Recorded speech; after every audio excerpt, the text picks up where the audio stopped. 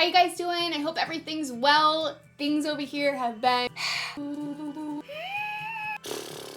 but today is different because I can't believe it, but my book is finally out.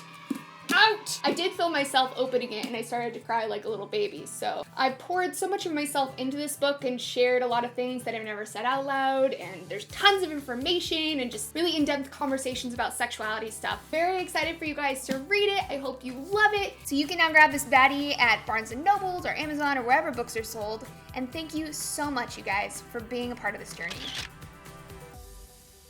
So originally, my plan for this video was to continue the conversation from my last video to talk about feminism and social media.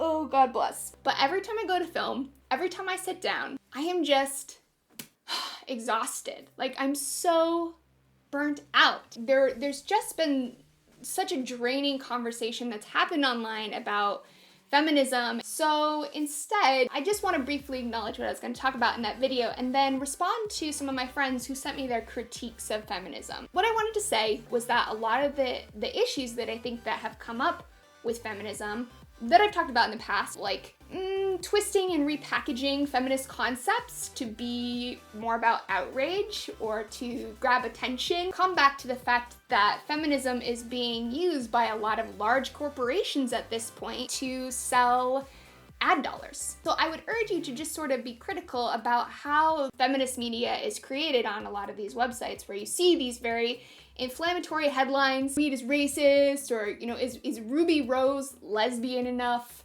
to be Batwoman? Things like that. It's just like, what? But I would also urge you guys to really look outside of the weirdness of the internet. Feminism has gone super mainstream. It really has. I mean, celebrities are calling themselves feminists. I see feminist shirts at freaking Target. I think that has enabled movements like Me Too and its predecessor, Yes All Women, to be heard and to make the tremendous impact that it's having. I mean, look at what's happening with this Kavanaugh stuff. The records do reference an attack by boys from an elitist private, boys' school, and who went on to become high-ranking members of society in Washington. Look at how those who prey on and abuse women have been able to cement their power throughout history and to this day. Is that finally changing? I hope so. And I think a big part of that is social media. And it's not just the Me Too stuff. There's also Black Lives Matter and Take a Knee, which have been tremendously successful at raising awareness of police brutality. Controversial and divisive, yes, but still effective.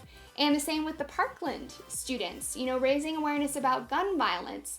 And it's happening all over the world. Over in Iran, they've got White Wednesdays, where they protest the modesty laws. Down in Mexico, there was #NoEsNo, where they're protesting sexual harassment. When you see really stupid things on social media, this is the kind of stuff that I would put more attention and energy and time and thought into, because this is what the feminist movement, to me, is really about.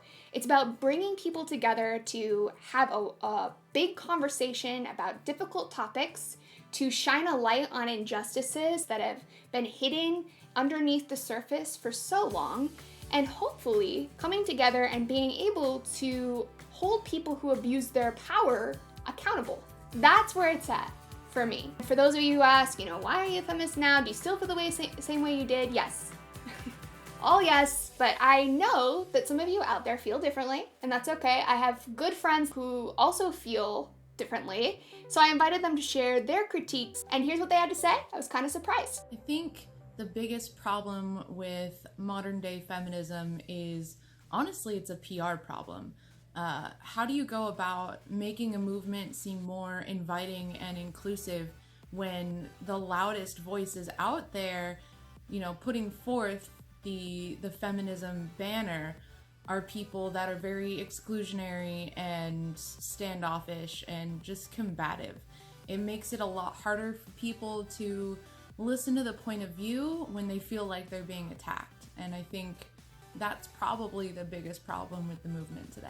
What I get from what Mems is saying here is that the feminist conversation online can be really hostile and combative and just not accessible to people. Fully agree with that criticism. I do think, though, as she mentioned, that a lot of the time the people who are the loudest tend to be kind of bullies. They tend to be mean. A lot of those major media companies, the people that write a lot of that stuff are intentionally combative because it gets clicks. And so it just sort of creates this chamber of toxicity. I also think sometimes the combativeness comes from a place of people being angry about things that, you know, have affected their life in some way. I don't enjoy that anger, but I also try to understand where it comes from, if that makes sense. But point taken, people who want to have these kinds of conversations should ensure that it is a welcoming, inclusive environment for everyone. And that's something that I really value too. Thanks for sharing your thoughts, Mems. Let's listen now to Derek's video. Hey, what's going on, Laci? Hope you're doing well. Now, my main concern with social justice activism online is the lack of civility, and there's been more of a push to say that civility is a bad thing. If you're talking to people that you disagree with, people that you have a disdain for, that you need to be hostile towards them. There's people saying that, like, oh, civility is a tool for white supremacy, and so I don't really like where things are going in that direction, because I feel like, and I think that you have somewhat of an understanding where when you try to reach out to people that you disagree with, people that you consider allies become extremely hostile. Mm-hmm. And I don't really see that slowing down.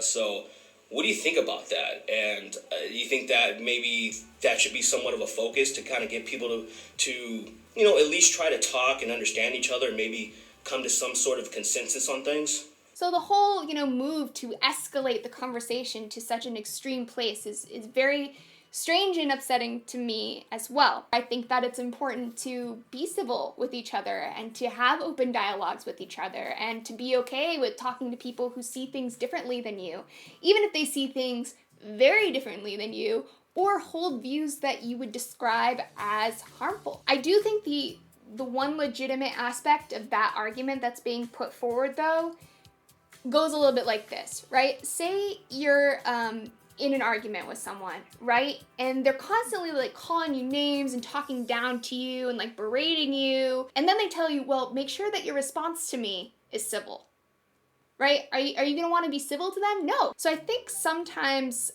this idea that I don't need to be civil sort of comes from this idea that I didn't start it. Other people are not being civil to me. They're not respecting to me. So why should I do that for them? However, more often I see this argument being used by people who are public figures, people who consider themselves professionally woke, you know, and like actively try to have these conversations in public. And I think if that's something that those people want to do, that's great. But as someone who is facilitating those conversations for the public, it's very important to be civil. It's very important to be respectful and to try to understand where other people are coming from. I don't think that people who just want to scream and yell and punch people or whatever are ever going to be effective. It's kind of interesting. I did not prompt them to say these things, but they ended up saying something really similar, which is a criticism not necessarily of what's being argued, but of how we're having this conversation online, how we're talking about these issues.